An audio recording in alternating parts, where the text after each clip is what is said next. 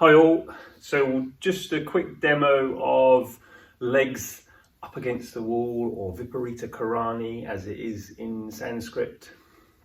So it's a relaxation posture and we're going to have legs up against the wall.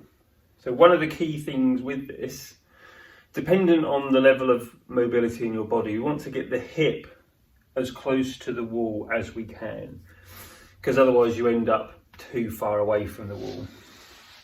So if I was like sitting here and I've got, I don't know, about a block width away from the wall, and I came and I put my legs up, then I end up a little bit too far away. So the only way to get into the best position, if you like, or the desired position for this posture, is getting your hip right up against the wall. Where that can be a problem is if you've got particular tightness in the hamstrings, but you can always have a go a few times. So I'll demonstrate and I'll talk through some of the adjustments that you might need to make. So I've got my bum up against the wall, legs bent, and I'm just going to come down and then shuffle myself round, and then I've got my legs up against the wall, arms by my side. So if you've got quite a lot of flexibility in the hamstrings, you'll be quite comfortable sitting at a right angle in this position. But for me, I'm in this position and I'm supposed to be able to relax. This is supposed to help me relax. I'm already a bit distracted by tightness in the hamstrings and calf muscles. So to alleviate that, I'm just going to shuffle away just a little bit. That's a bit better for me. And I've got a slight bend in the legs. So we have arms by our side, palms facing upwards, but the arms are relaxed. It just encourages opening across the chest as opposed to having palms down. And in this position, closing the eyes. And then we'll go through the usual steps of noticing your breathing, noticing feeling of the air in and out of the body. Imagining the body relaxing, heavier, pressing down with each breath out. And after you're tended to be in this position for up to 10 minutes, but if after a few minutes you need to adjust slightly, just shuffle yourself around. Don't feel as though you need to be fixed in a position. You don't want to be distracted by discomfort in the body.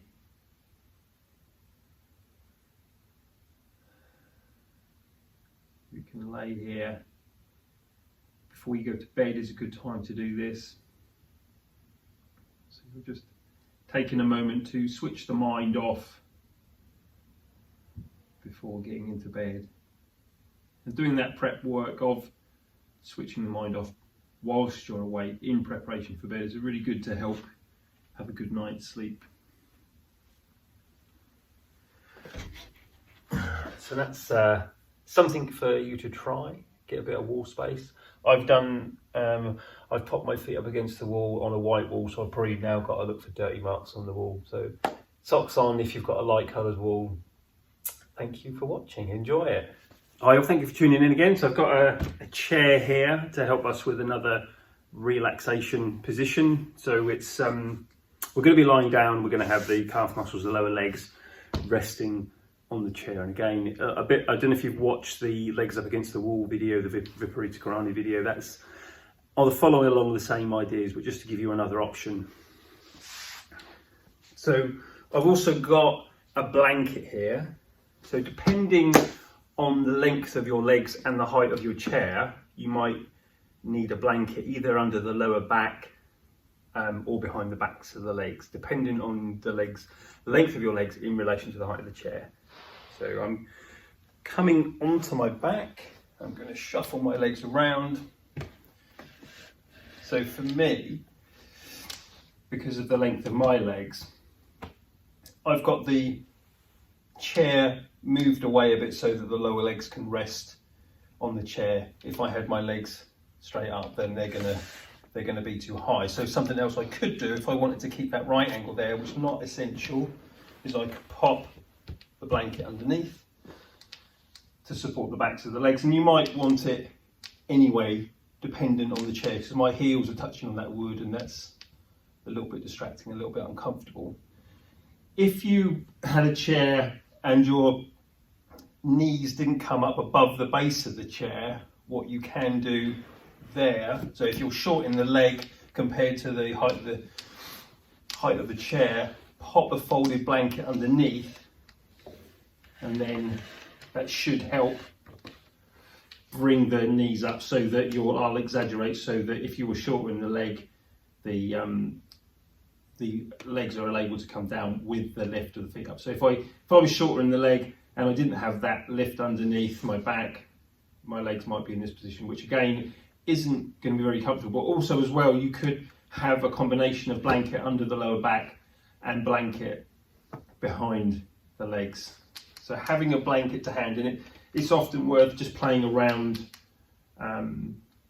with the blanket setup or your support setup. Another option might be that you'd have the bolster under the lower back, and it's also quite nice when we're in these lying down positions with the legs elevated, to have a lift under the lower back anyway, regardless of whether you need it because of the length of the legs.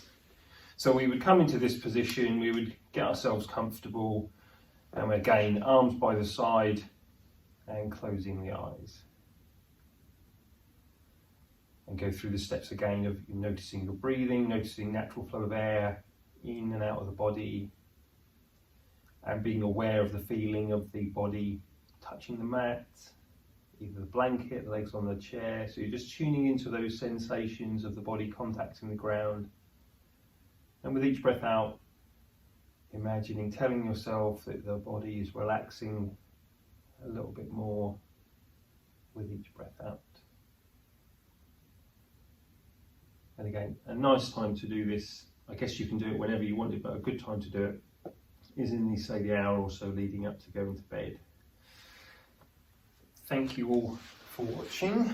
I hope that is of some help, and take care.